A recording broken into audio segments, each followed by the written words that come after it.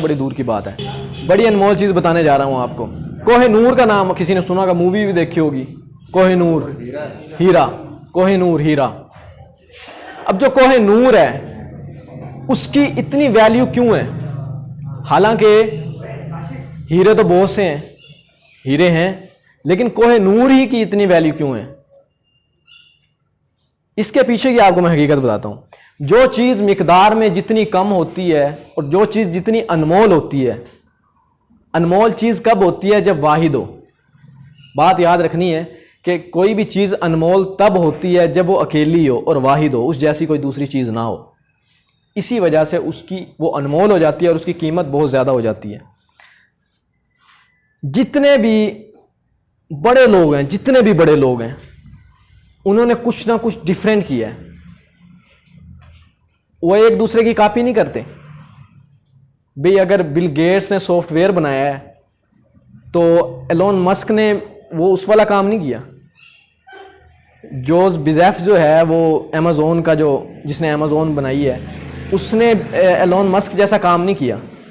और इसी तरह हमारी तारीख में देख लें कि हर इंसान का काम सेम नहीं है। और मैं आपको इस चीज़ की मिसाल देने जा रहा हूँ। मैं बात कर रहा था अनमोल होने की। आपका फिंगरप्रिंट है ना, आप क्लास में तकरीबन कितने बच्चे बैठे हुए हैं? 30 बच्चे बैठे हैं। आपका जो फिंगरप्रिंट है ना, इन 30 बच्चों में किसी के साथ नहीं मिलता। और बात यहीं तक ख़त्म नहीं होती। आपका जो फिंगरप्रिंट है ना, ये इस खाने वाल में भी किसी दूसरे के साथ नहीं मिलेगा। आपका जो फिंगरप्रिंट है ना, इस पंजाब में भी किसी दूसरे के साथ नहीं मिलेगा। आपका जो फिंगरप्रिंट है ये पूरे पाकिस्तान में भी किसी दूसरे बंदे के साथ नहीं मिलेगा।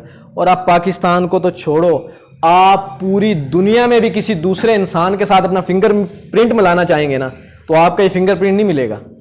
यानी आप वही कोहिनूर हो जिसका फिंगरप्रिंट किसी दूसरे इंसान के साथ नहीं मिलता। तो सोचो, जब आप जैसा कोई दूसरा इंसान कैसे हो सकता है जब आपके हाथों के निशानों जैसे निशान ही किसी दूसरे इंसान के नहीं है?